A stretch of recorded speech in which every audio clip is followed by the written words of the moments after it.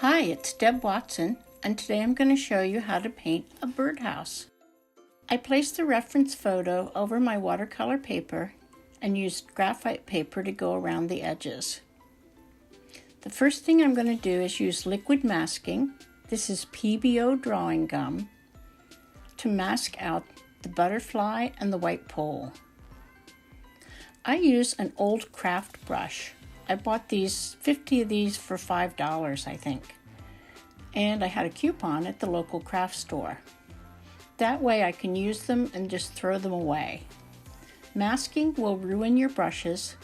Even if you dip them in soap, it's really bad for your brushes. And it's often useful to have a lot of old craft brushes for when the kids come over and want to try painting. So I'm going to mask out the butterfly and this white pole. The edge of the roof is going to be black, so I'm not terribly worried about that edge. PBO dries quickly, and after I put the top on the jar, I always turn mine upside down.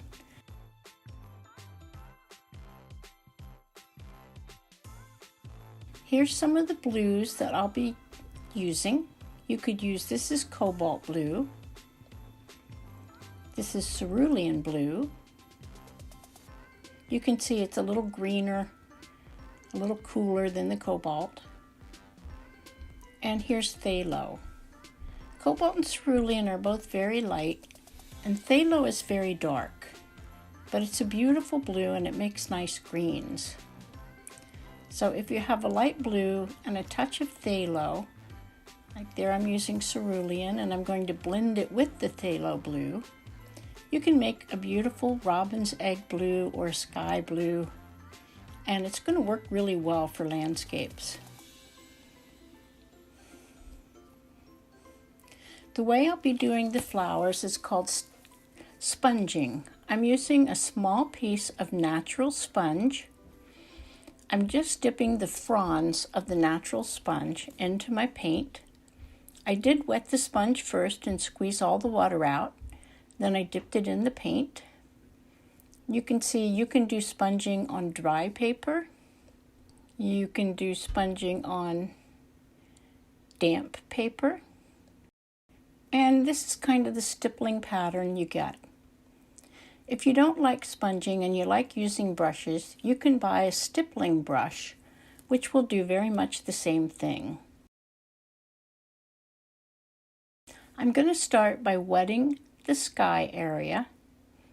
I'm making a blue with my cerulean and a little touch of the phthalo. And I'm making more color than I think I'll need, because I'll be using this to make the green in the next step. So don't be afraid to mix up quite a bit. So that I get a smooth wash in the background, I'm wetting the area first. I'm using a silver black velvet oval wash brush. This is a 3/4 inch oval wash brush, and it has an excellent point. It's one of my favorite brushes, and I just bought a new one. My dog chewed this one up about 8 years ago, and I thought I should have one that doesn't have duct tape to do these videos. So this may be the last time you see my favorite old brush in action.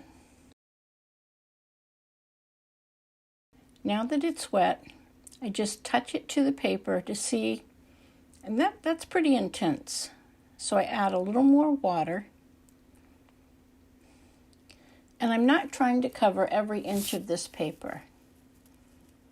I'm just putting some on the wet surface and letting it kind of blend out.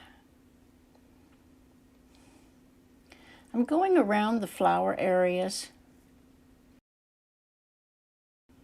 And I would like it a little darker around the butterfly, so the white butterfly will stand out.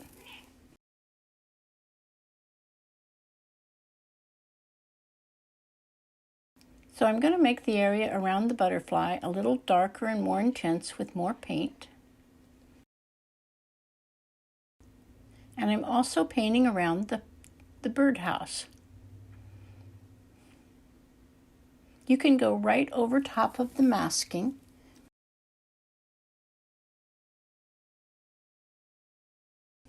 So there's an initial wash. You can see there's some standing water at the edges. And I wick all of that up, along with some at the top.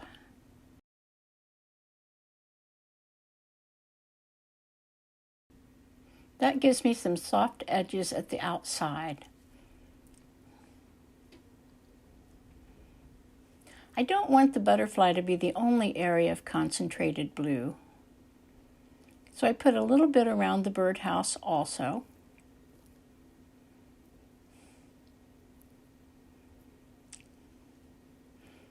And then I connect those two areas a little bit. Now you don't want to play with the drying wash, but this wash is still really wet. So it's very workable at this stage. Now I moved a lot of my blue up and I'm going to add my yellow. Finding a good yellow can be difficult.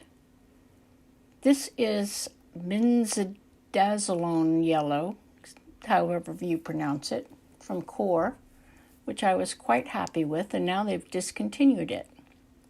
So I'll probably switch back to Winsor yellow from the Winsor Newton Company, as that's a pretty good pigment also. It just costs more. You can check the pigment number on the side of the tube to make sure you get a good yellow. To paint the greens, I'm going around the flower areas. I'm just wetting it initially with a very watery yellow.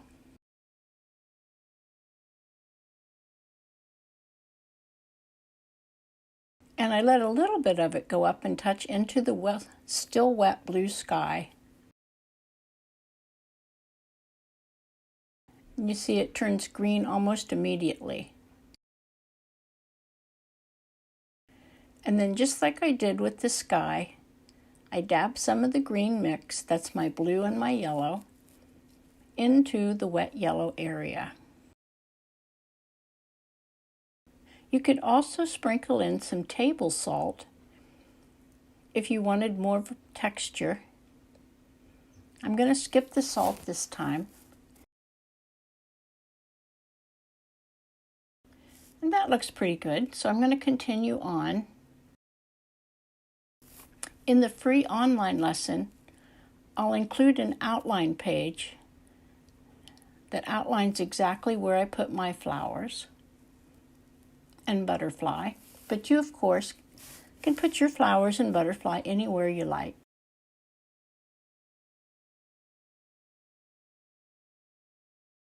See, and you can even put a little bit of the blue in with your greens for more variety. These greens are not the final product. This is just a nice loose wash.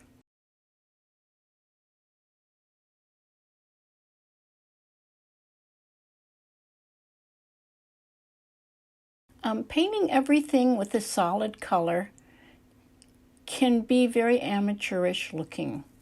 That's why I wanted to show you some different ways to get loose color down that aren't all that hard. So I paint some yellow to wet the area.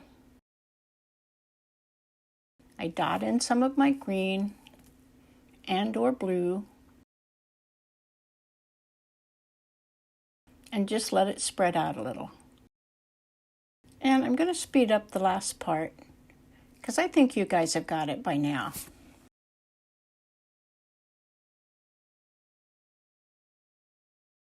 I dried that. Now the sky and the grass, everything is dry, and I'm going to my pink.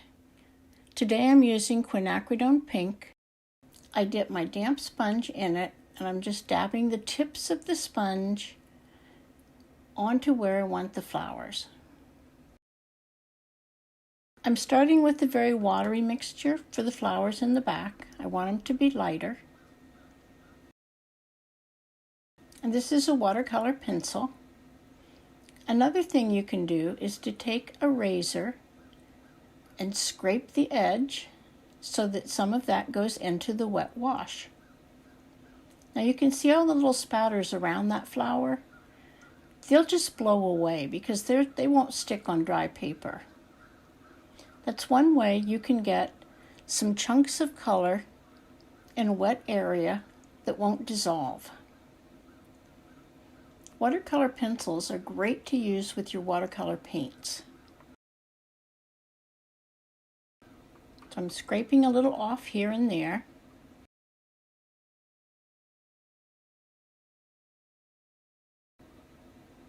You can also just take the pencils and dab in some of the color while it's still wet and get some pretty concentrated spots that way.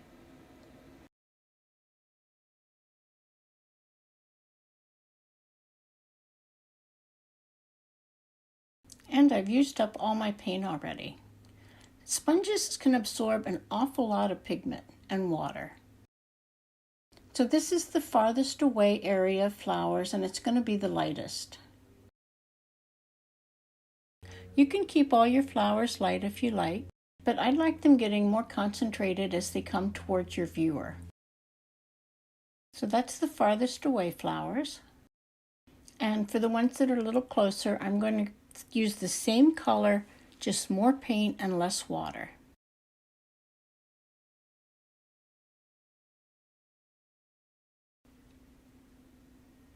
Now that that's dry, I mixed my yellow with my blue to make a little bit more concentrated green. And I'm drawing in some of the stems and leaves that I see in my reference photo. And it goes right on top of the light green. This lets some of the light green show through and gives you a really nice look. You don't want all of these to be the same color and value. It's nice to have some that are lighter green and some that are darker green.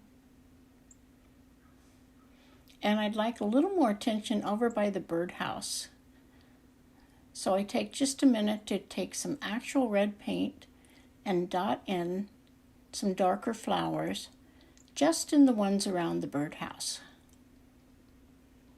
That's the other thing. You don't want all your flowers to look alike. You don't want all your stems to look alike. Variety is the key to making a pleasing looking painting. Back to painting stems and leaves. Now that that's done, I'm going to mix up my black. This is a black I mixed myself. You can use a tube black, and I'm putting the really darkest shade on the one side and outlining the other side of the roof. I'm not painting the entire hole in the birdhouse black. I'm leaving a line of white on the opposite edge. For this roof, I mixed my black with water to make a gray, and now I'm scraping in some lines using the side of a razor blade. You can use any kind of pointed object to scrape lines in a wet wash.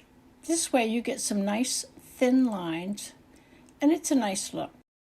I'm also putting an even more watery gray in the center and down below, making it look more like the birdhouse in my picture. And a little bit of gray on the side. And once again, I scrape in a few pencil lines and then paint in a few on the top, soften some edges,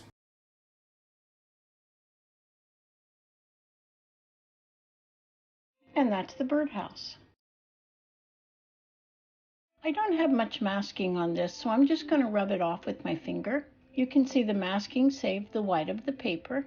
And this is going to be a white butterfly, but I want just a hint of color on him. So I take a small brush with some of my gray and I outline the wings. Then I rinse it out with clean water, and while that's still wet, I just pull a few very faint lines down into the white.